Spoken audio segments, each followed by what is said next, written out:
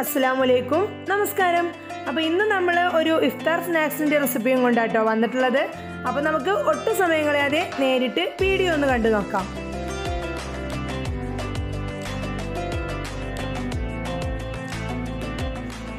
അപ്പോൾ നമ്മൾ മിനിഞ്ഞാന്ന് നോമ്പ് സൽക്കാരുണ്ടാക്കിയ ആ ഒരു സമയത്ത് നമുക്ക് സമൂസയുടെ മസാല കുറച്ച് ബാക്കി ഉണ്ടായിട്ടുണ്ടായിരുന്നു കേട്ടോ. അപ്പോൾ ഞാനത് ഫ്രിഡ്ജിൽ മാറ്റി വെച്ചിട്ടുണ്ടായിരുന്നു. അപ്പൊ അതുകൊണ്ട് ഇന്നൊരു തട്ടിക്കൂട്ട് സ്നാക്സ് ആയിട്ട് ഉണ്ടാക്കുന്നത്. അതുപോലെ തന്നെ സമൂസയുടെ ഷീറ്റും എല്ലാം ബാക്കി ഉണ്ടായിരുന്നു കേട്ടോ. അപ്പൊ നമുക്ക് ഈ റെസിപ്പി എങ്ങനെയാണെന്ന് കണ്ടു നോക്കാം. അതിനായിട്ട് ആദ്യം തന്നെ നമ്മൾ ഒരു മിക്സിയുടെ ജാർ എടുത്തിട്ടുണ്ട്. ഇനി നമുക്ക് അതിലേക്ക് 2 മുട്ട പൊട്ടിച്ചൊഴിച്ചു കൊടുക്കുക കേട്ടോ ചെയ്യുന്നത്.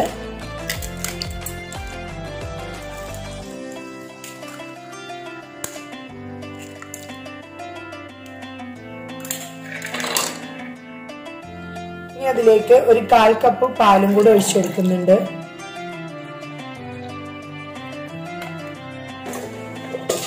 അതുപോലെ തന്നെ കുറച്ച് കുരുമുളക് പൊടിയും കുറച്ച് ചില്ലി ഫ്ലേക്സും ആവശ്യത്തിന് ഉപ്പും ഇട്ട് കൊടുക്കുന്നുണ്ട് കേട്ടോ.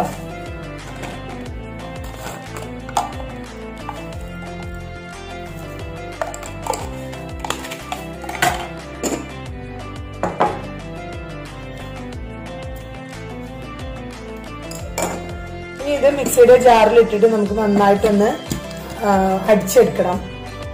അങ്ങനെ ഇപ്പൊ ഇതാട്ടോ അത് നമ്മൾ അടിച്ചെടുത്തിട്ടുണ്ട്. അതൊരു പാത്രത്തിലേക്ക് നമ്മൾ മാറ്റി കൊടുക്കുന്നുണ്ട് കേട്ടോ. അങ്ങനെ ഇപ്പൊ ഇതാ നമ്മള് ഈ ഒരു പാത്രത്തിലാണ് കേട്ടോ ഇത് സെറ്റ് ചെയ്യുന്നത്. അപ്പൊ അതിലേക്ക് നമ്മൾ കുറച്ച് ഓയിൽ ഒഴിച്ചു കൊടുക്കുന്നുണ്ട്. ഇനി അത് നമ്മൾ എല്ലാ ഭാഗത്തും ഒന്ന് സ്പ്രെഡ് ചെയ്ത് കൊടുക്കുകയാണ്. ഇതട്ടോ നമ്മള് കുറച്ചധികം തന്നെ നമ്മൾ ഓയിൽ ഒഴിച്ചെടുക്കുന്നുണ്ട് കേട്ടോ.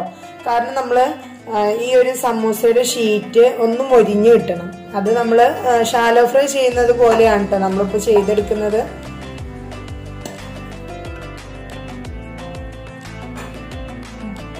അങ്ങനെ ഇതപ്പോ നമ്മള് ഇതുപോലൊരു ഷീറ്റ് എടുത്തിട്ടുണ്ട്.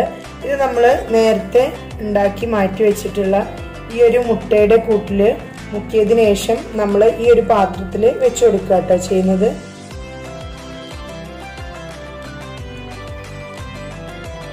രണ്ട് സൈഡും ഈ ഒരു ഭാഗത്തായിട്ട് ഇങ്ങനെ ഒട്ടിച്ചു കൊടുത്താൽ മതി. അങ്ങനെ നമ്മൾ എല്ലാ വശവും ഇങ്ങനെ കവർ ചെയ്തിട്ട് ചെയ്യാണ്.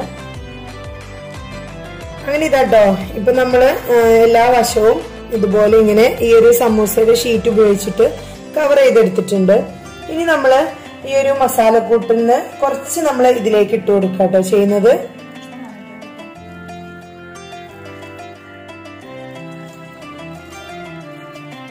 നമുക്ക് എത്രയാണ് ആവശ്യം അതുപോലെ നമ്മള് ചെയ്തെടുക്കാം.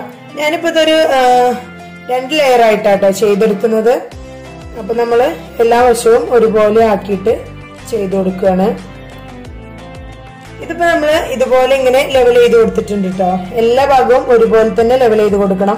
എന്നാലേ നമുക്ക് ഇതൊരു 2 ലെയർ ആയിട്ട് നമുക്ക് അത് മുറിച്ചെടുക്കുന്ന സമയത്ത് നല്ല അതിന്റെ ഒരു വൃത്തിയിൽ കിട്ടുള്ളൂ കേട്ടോ. അപ്പൊ അങ്ങനെ ഞാനിപ്പോ എല്ലാ ഭാഗവും ഒരുപോലെ ലെവൽ ചെയ്ത് കൊടുത്തിട്ടുണ്ട്. ഇനി നമ്മള് ഈ ഒരു സമൂസയുടെ ഷീറ്റ് എടുത്തിട്ട് ഇതിന്റെ പകുതി ഭാഗം മുറിച്ചെടുക്കണം. അതിനുശേഷം നമ്മൾ വീണ്ടും ഈ ഒരു മുട്ടയില് മുക്കിയതിനു ശേഷം ഇതുപോലെ വെച്ചു കൊടുക്കുക കേട്ടോ ചെയ്യുന്നത്.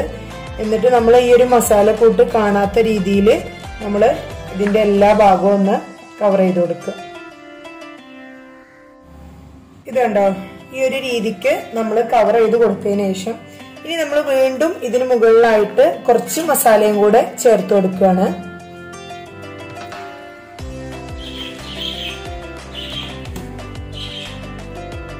ഇതും നമ്മൾ താഴെ ചെയ്തതുപോലെ തന്നെ എല്ലാ ഭാഗത്തും ഇങ്ങനെ ലെവൽ ചെയ്ത് കൊടുക്കുകയാണ്. ഒരുപാട് അങ്ങ് മസാല ചേർക്കൊന്നും വേണ്ട കേട്ടോ. കാരണം കുറച്ച് ഒരു തിന്നില് ചെയ്ത് കൊടുത്താൽ മതി. ഞാനിപ്പോ ഈ ചെയ്യുന്നത് പോലത്തെ ഈ ഒരു കനത്തിൽ ചെയ്ത് കൊടുത്താൽ മതി കേട്ടോ. അന്നെങ്കിലേ നമ്മൾ കഴിക്കുന്ന ആ ഒരു ടൈമില് നല്ല ടേസ്റ്റ് ഉണ്ടാവുള്ളൂ. ഒരുപാട് മസാല ആയി കഴിഞ്ഞാൽ നമുക്ക് മുറിച്ചെടുക്കുന്ന സമയത്തും അതുപോലെ കഴിക്കുന്ന സമയത്തൊന്നും വല്ലാതെ ടേസ്റ്റ് ഉണ്ടാവില്ല കേട്ടോ. ഇനി നമ്മള് ഈ ഒരു ഭാഗം ഉണ്ടല്ലോ ഇതിന്റെ ഈ ബാലൻസ് വന്ന് നമ്മൾ താഴെ വെച്ചിട്ടുള്ള ആ ഒരു ഭാഗം നമ്മള് ഇങ്ങനെ ഇതിന് ഉള്ളിലേക്കായിട്ട് ഇങ്ങനെ കവർ ചെയ്ത് കൊടുക്കുക കേട്ടോ ചെയ്യുന്നത്.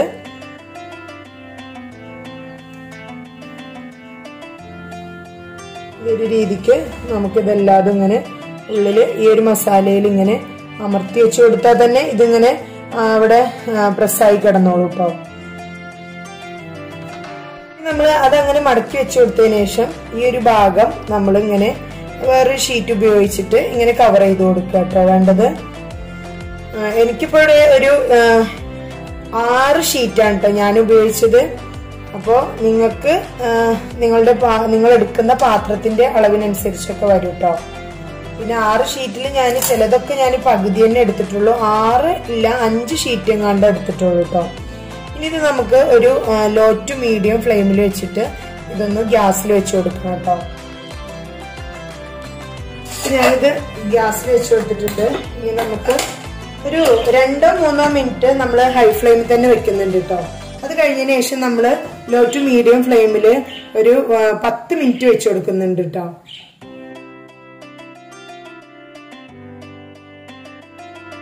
അങ്ങനെ ഇപ്പൊ ഇതാട്ടോ ഇത് നമ്മൾ എടുത്തിട്ടുണ്ട്. ഇനി നമ്മൾ വേറൊരു പാനിൽ കുറച്ച് ഓയിലൊന്ന് ഒഴിച്ചു കൊടുക്കുന്നുണ്ട്. ഇതിലിനി ഓയിൽ ഒഴിച്ചു കൊടുക്കണം എന്നൊന്നുമില്ല കേട്ടോ, കാരണം നമ്മൾ മറ്റേ ഈ ഒരു പാനിലേക്ക് തന്നെ നമ്മൾ ഇത് മാറ്റി കൊടുക്കുകയാണ്.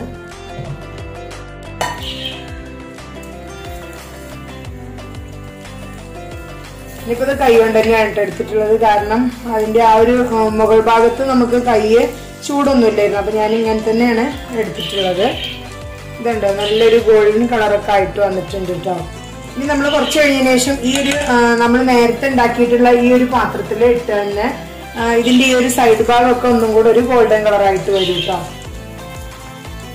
അപ്പൊ ഞാൻ നേരത്തെ പറഞ്ഞല്ലോ അതിന്റെ ആ ഒരു മുകൾ ഭാഗം ശരിക്കും കുക്കാവാത്തത് പോലെ ഉണ്ടായിരുന്നു. അപ്പൊ ഞാൻ ഈ ഒരു പാനിലേക്ക് തന്നെ കുറച്ച് ഓയിലൊന്ന് ഒഴിച്ചു കൊടുത്തിട്ട് ഈ ഒരു പാനിലേക്ക് തന്നെ മാറ്റിയിട്ടുണ്ട് കേട്ടോ. അപ്പൊ ഇനി നമ്മള് ഇതൊരു 2-3 മിനിറ്റ് നമ്മൾ ലോ ടു മീഡിയം ഫ്ലെയിമിൽ തന്നെ ഒന്ന് വെച്ചു കൊടുക്കുക കേട്ടോ ചെയ്യുന്നത്.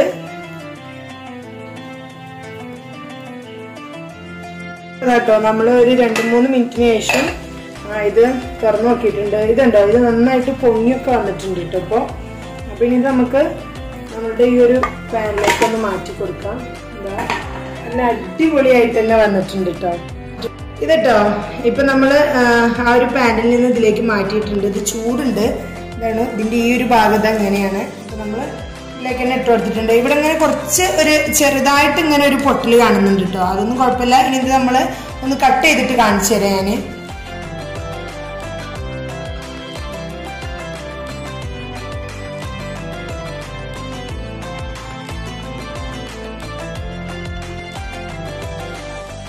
ഇതട്ടോ ഇപ്പൊ നമ്മള് അതൊന്നൊരു പീസ് കട്ട് ചെയ്തെടുത്തിട്ടുണ്ട്.